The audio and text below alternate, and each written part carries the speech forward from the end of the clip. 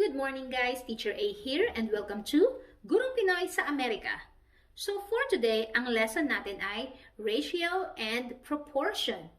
So yung magiging focus natin sa topic na to ay ang paghahanap ng missing number sa given na proportion at ang application ng proportion sa real world. So paano ba yon? Let's have example number 1. So number 1, let's say we have x over 3 equals 6 over 2. So, ito yung ating fraction form. Now, yung column form naman natin ay x is to 3 is equal to 6 is to 2. So, ano yung value ng x? So, ituturo sa inyo yung two ways or yung two methods in finding the value of x. So, kapag ang given, dito tayo sa first method, kapag ang given ay nasa fraction form, gagamitan natin siya ng cross multiplication. So, paano yon? So, kapag sinabing cross multiplication, ganyan lang. So, imumultiply nyo yung numerator ng first fraction sa denominator ng second fraction, and then, yung numerator ng second by the denominator of the first. So, solve natin. X, sundan lang natin yung line, times 2. So, yung number tsaka letter, pag minultiply, pagsasamahin lang natin siya. So, we have 2x. Then equals 6 times 3 ay 18. Now, para ma-solve si x, matanggal si 2 rito, i-divide natin both sides of the equation by 2 so that it will be cancelled out. Bakit? Kasi 2 divided by 2 is 1 times x is x, and then equals 18 divided by 2 is 9. So, therefore, ang value ng x natin, yung missing number natin ay 9. Now, let's check if 9 din ang makukuha natin if ang given natin ay ang column form, wherein ibang method ang gagamitin natin sa pagsusolve kay x. So, second method, kapag column form ang given, i-multiply lang natin yung means tsaka yung extremes. There. So, yung dalawang magkadikit, na napapagitnaan nila yung equal sign, and then yung dalawang magkalayo. Okay? So, 3 times 6 ay 18. And then, x times 2 ay 2x. Now, anong gagawin natin? Isulat natin as an equation tong ating sagot. So, we have 2x equals 18.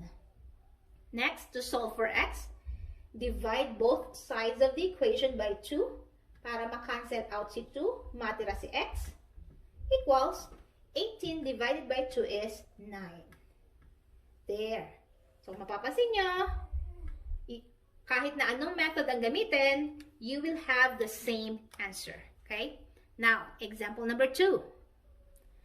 So, ang given natin sa example number 2, in fraction form ay 3 over 4 is equal to x over 12.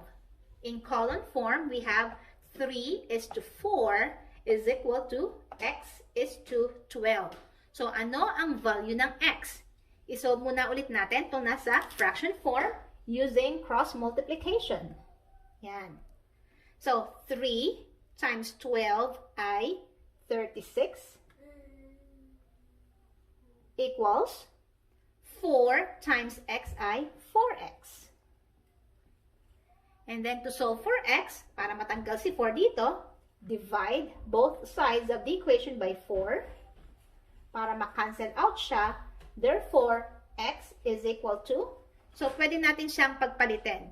Changing the order doesn't affect the value. Okay? So, 36 divided by 4 ay 9. So, therefore, ang missing number natin dito ay 9. Now, let's check kung yun din ang magiging sagot dito sa ating column form. So, again, pag column form ang given, multiply the means and the extremes. So, 4 times x ay 4x. 3 times 12 ay 36. And then, isulat natin yung ating mga answers as an equation. So, we have 4x equals 36.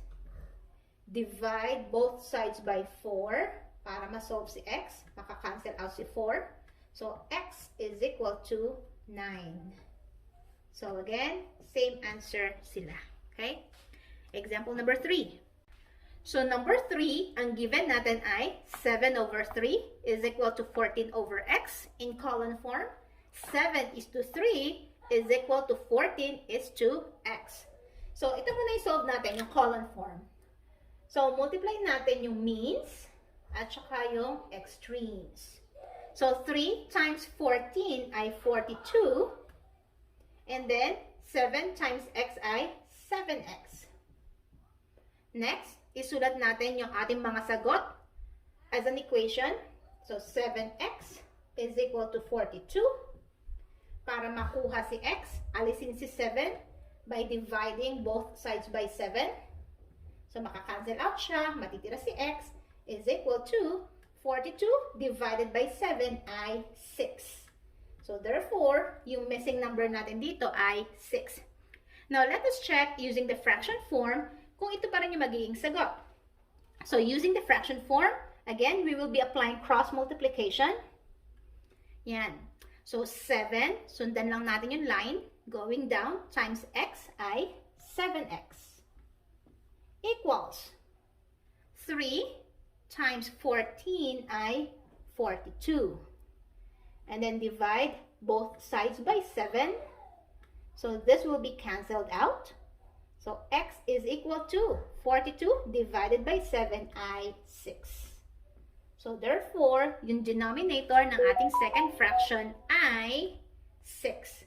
So if you will notice, pareho ulit tayo na nakuhang sagot. So this time, kunin naman natin yung application ng proportion sa totoong buhay. Saan ba natin ginagamit to? Okay? Example number 1. So word problem number 1.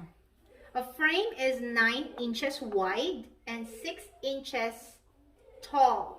If it is reduced to a width of 3 inches, how tall will it be? So ang hinahanap natin based sa given ay ang kanyang height. Okay? So since yun ang hinahanap, let x, so mag-assign tayo ng any variable, any letter, para i-represent yung ating missing quantity. So, yung x, based dito sa ating word problem, yun yung nawawala, yun yung ating height.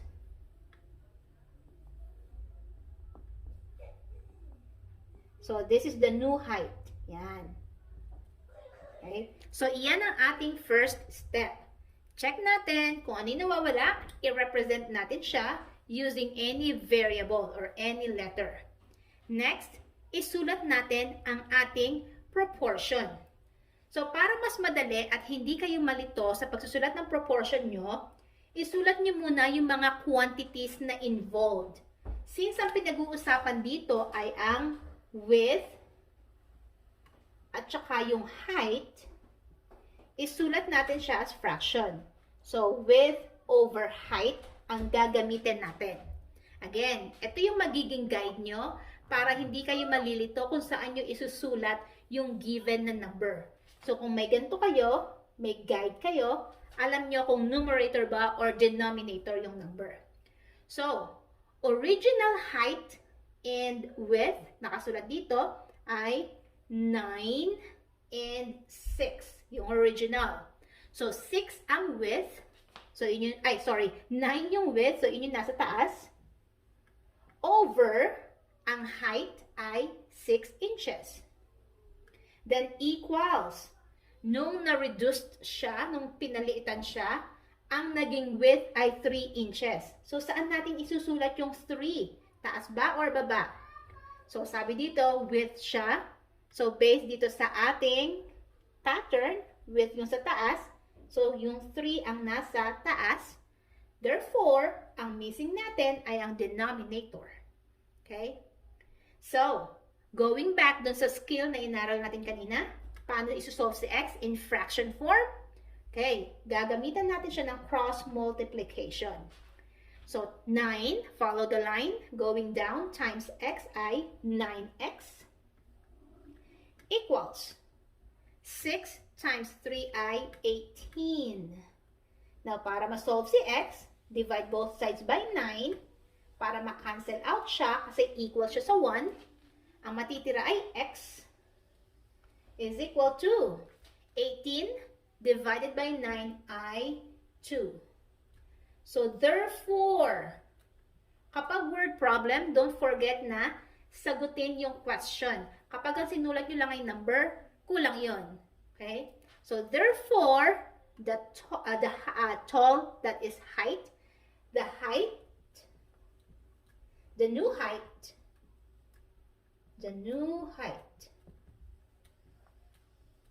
is 2 inches. There. So, ito yung ating sagot. Okay? So, last example. Okay? So, yung last example natin sa word problem. In the Philippines, the currency is called the Philippine Peso or PHP. If the exchange rate is for every $1 that is equal to 48 Philippine Peso, how much would you get if you exchange $100? So, ano ba yung hinahanap natin? So, ang hinahanap natin ay kung magkano ba in Philippine Peso. So, yun yung ating X or any letter na gusto nyo. So, yung X natin, ito yung amount in Philippine Peso. Okay? So, ano yung dalawang quantities na kino-compare natin dito? So, basic given. So, yung second step, isulat natin yung mga quantities. Dollar at saka Philippine Peso. Okay? So, again, itong mga to yung magiging guide natin para alam natin kung saan natin isusulat yung mga numbers.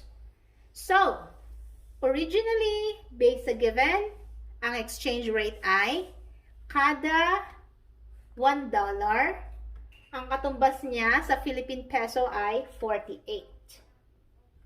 So, yan ang ating first ratio. Equals yung ating second ratio. Kapag nagpapalit tayo ng $100, magkano yun sa Philippine Peso? So, therefore, dollars, yung given, 100. So, nasa taas siya. Ang hinahanap ay Philippine Peso, yung ating denominator. Okay? So, this is our proportion. Now, solving for x, katulad ng inaral natin kanina, using cross multiplication, 1 times x ay 1x, or in algebra, hindi na sinusulat si 1. Itong 1 na to, hindi na siya sinusulat, understood na nandun siya. Okay?